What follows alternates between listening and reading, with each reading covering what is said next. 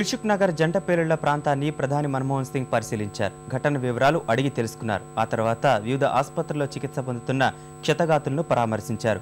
అధైర్య పడవద్దంటూ బాధితుల్లో భరోసా నింపే ప్రయత్నం చేశారు. మృతుల కుటుంబాలకు సానుభూతి తెలిపిన ప్రధాని గాయపడిన వారంతా త్వరగా కోలుకోవాలని ఆకాంక్షించారు.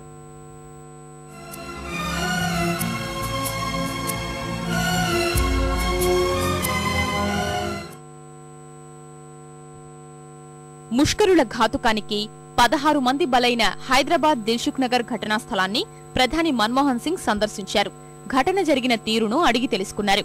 రాష్ట్ర నాయకులు, పోలీసు ఉన్నతాధికారుల్ని వివరాల గురించి ఆరా తీశారు. గవర్నర్ నరసింహన్, ముఖ్యమంత్రి కిరణ్ కుమార్ రెడ్డి, పలువురు మంత్రులు, పోలీసు ఉన్నతాధికారులు ప్రధానమంత్రి వెంట ఉన్నారు.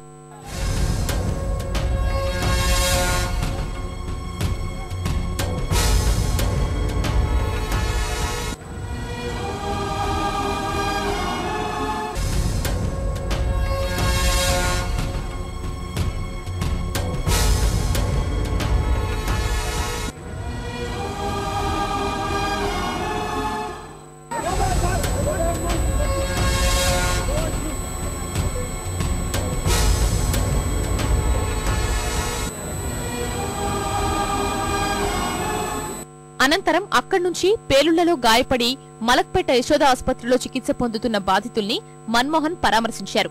ఎవరూ అధైర్యపడవద్దంటూ ఓదార్చారు. అన్ని విధాలా ఆదుకుంటామంటూ క్షతగాత్రుల్లో భరోసా నింపే ప్రయత్నం చేశారు. గాయపడిన వారందరికీ మెరుగైన వైద్యమందేలా చూడాలని రాష్ట్ర ప్రభుత్వాన్ని ఆదేశించారు.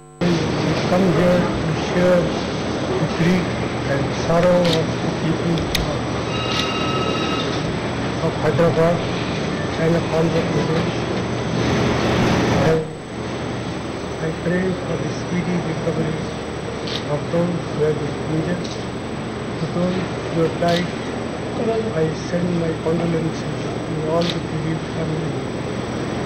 I have been assured that the state government, with all best possible medical care, is being made available to the injured. And it's most important that at this hour of grief, people should maintain calm. And I'm very happy in that way that Hyderabad's people have refused to be provoked by this nefarious act. Yashoda నుంచి నేరుగా Kothapeta omni ఆసుపత్రికి చేరుకున్న ప్రధానమంత్రి పేలుళ్ల బాధితుల్ని ఓదార్చారు. ఎవరూ భయపడవద్దని ధైర్యవచనాలు పలికారు. ముష్కర కిరాతకానికి బలైన వారి కుటుంబాలకు సానుభూతి తెలిపిన మన్మోహన్ క్షతగాత్రులు త్వరగా కోలుకోవాలని ఆకాంక్షించారు.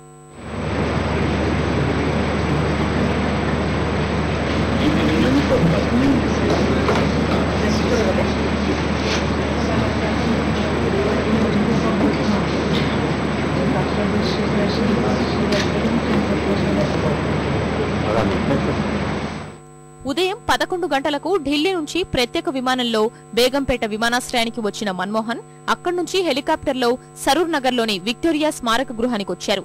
అక్కడి దిల్సుఖ్ నగర్ ఘటనా స్థలానికి, ఆ తర్వాత ఆసుపత్రుల్లో బాధితుల చెంతకు వెళ్లారు. తిరిగి విక్టోరియా హోం నుంచి హెలికాప్టర్లో బేగంపేట చేరుకున్న ప్రధాని ప్రత్యేక విమానంలో ఢిల్లీ వెళ్లారు.